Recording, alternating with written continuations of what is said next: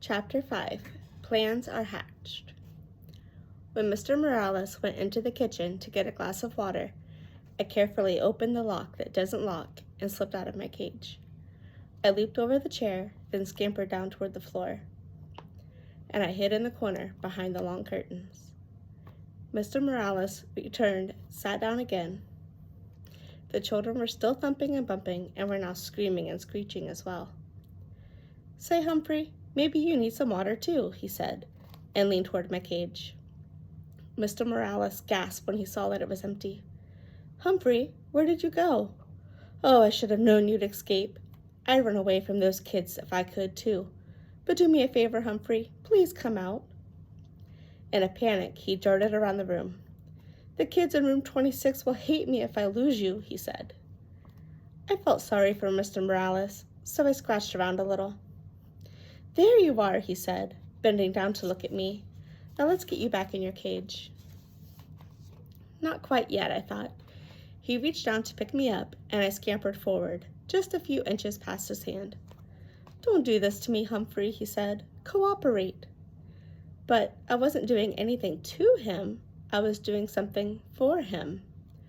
"Work with me," he said, but this time to himself. "Maybe... Hey, that's it." He looked down at me. "With your help, Humphrey." Mr. Morales really swung into action then. He raced upstairs. The thumping and bumping stopped. When he raced back downstairs, Willie and Brenda were with him. "Close all the doors, Willie," he said. "But, Dad," Willie whined. "Close them," his father repeated firmly. "Now." Willie closed all the doors. "You two scared poor Humphrey with your screaming and poking and thumping. We may never see him again," he told them. Brenda burst into tears. "Humphrey's dead," she sobbed.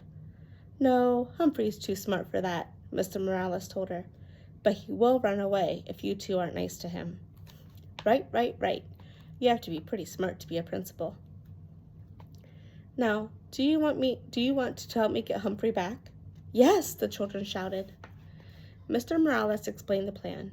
He said the only way they'd get me back in my cage was if they worked together, and they could only work together if they listened to him, really listened. They were listening now, and they kept listening too, because he told them the most important thing they could do was be quiet. So they were quiet. "I'm pretty sure he's still in the room. Our job is to lure him back into his cage," Mr. Morales whispered. He put my cage in the middle of the floor. Then he went to the kitchen and got a handful of sunflower seeds. Willie and Brenda helped him make a trail of seeds across the floor, leading up to my cage. "Good," said Mr. Morales. "Now we have to be very quiet and wait for Humphrey to pick up the seeds. But if you say anything, or even move, you might scare him." "We'll be quiet, Dad," said Willie. Brenda agreed. They all sat on the sofa. "Do you think it will work?" Willie whispered. "Of course," Brenda answered. "Dad's smart." "Well, he's not the only one." I waited for a while. After all, the Morales children needed all the practice staying quiet they could get. When Willie got restless, I started skittering along the floor. "I hear him," said Brenda. "Shh," said Willie. I waited a few more seconds, then scrambled out of the corner and grabbed the closest seed.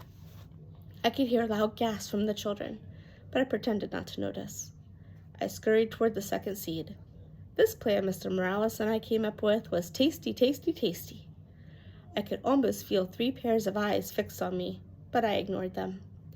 I grabbed up the third and fourth seeds, hid them in my cheek pouch, then stopped right outside the open door of my cage. Inside, Mr. Morales left a lovely pile of sunflower seeds. It was nice to be free, but my cage was home after all. Besides, until the day somebody fixes the lock that doesn't lock, I can get out whenever I want. The kids were still quiet, so I made a run for the cage. Mr. Morales quickly closed the door, and the children began to cheer. "We did it," said Brenda.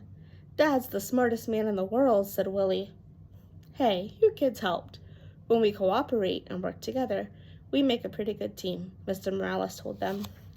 "Lo mejor," Willie agreed. "The best." Mr. Morales squatted down and winked at me. Of course, Humphrey helped too. I'll say. The rest of the weekend with the Morales family was fine. Sometimes the kids started interrupting their dad or mom, but Mr. Morales just reminded them that they could be polite if they tried. Willie and Brenda tried. Mrs. Morales sold a house. It turns out that selling other people's houses is her job, so they celebrated with pizza and ice cream.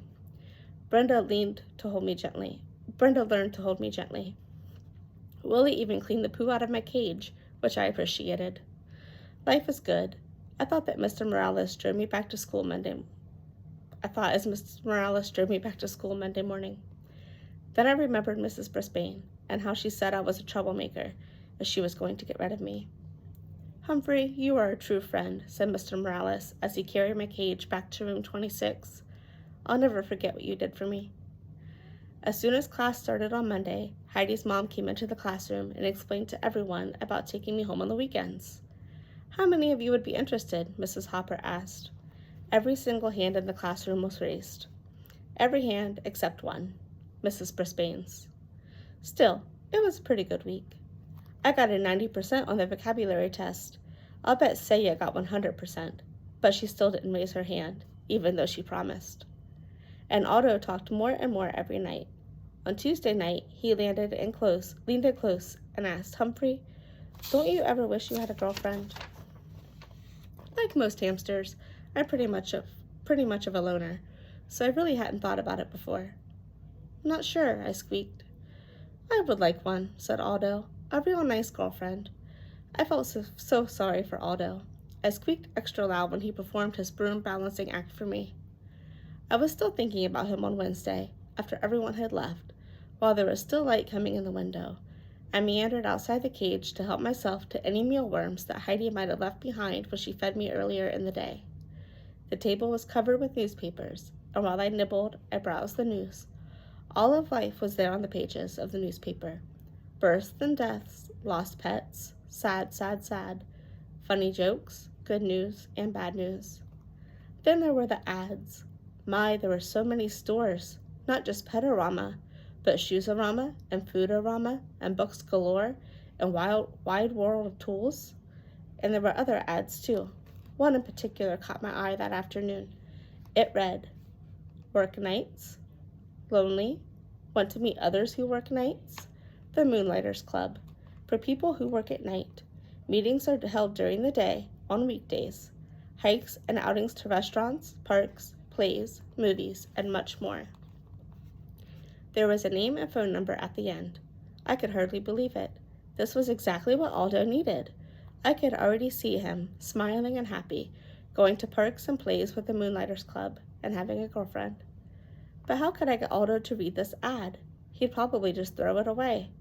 Still, if I cut it out and left it in a place where he couldn't miss it, well, maybe. Hamsters can't do scissors, but we have nifty teeth. It took me a while to nibble the whole ad out neatly, but I did a pretty good job. Then I stood the clipping up against my cage. Aldo couldn't help but see it if he looked at me, which he always did. That evening, I was more anxious than usual for Aldo to arrive. When he turned on the lights, I squeaked, hello, right away. Greetings to you, my little friend, said Aldo as he pushed his cart into the room. You sound like you have something on your mind. You bet, I tried to tell him. He ambled over to my cage and leaned down to look in. What's happening, Humphrey? He asked. I saw his eyes light on the scrap of newspaper. Hey, I can hardly see you. He reached out and pushed the clipping aside. Read it, I squeaked right out. Of course, he didn't understand. He didn't even look at what the ad said. He just set it down next to the cage and leaned in closer. I was squeaking a blue streak. Look at it now. Calm down, Humphrey. I've got a treat for you, said Aldo. He reached into his pocket and pulled out a tiny bit of carrot. Your pal Aldo would never forget you. My heart sank. You try to help a human and they don't even pay attention. But as you know, I don't give up easily. I squeaked happily while he balanced his broom on one finger, as usual. But my mind was on the Moonlighters Club and how to get Aldo there. After he left, I scrambled out of my cage, picked up the newspaper clipping, and tucked it inside my notebook. Then I hid the notebook behind my mirror. If I didn't, somebody mean, like Mrs. Brisbane, might throw it away. I was still wondering what to do with it the next day when Mrs. Brisbane rolled in a cart with a big machine. "This is an overhead projector," she told the class. "I'm going to use it for some map work." When Mrs. Brisbane turned the machine on, a bright light was projected onto the wall. Then she placed a paper map on the glass, and suddenly that map showed up really big on the wall. She could write on it and draw on it, and you could see everything she wrote. A machine like this could come in very handy, I thought. So when Mrs. Brisbane turned the machine off and sent my classmates off to lunch, I thought about that machine. When AJ cleaned my cage and changed my water and bedding, I thought about that machine. I thought about it so hard, I suddenly came up with a really, really, really good plan. But it would be difficult to carry out and dangerous as well. Tip 5. If a hamster manages to escape his cage, you can sometimes lure him back with a trail of sunflower seeds. Guide to the Care and Feeding of Hamsters, Dr. Harvey H. Hammer.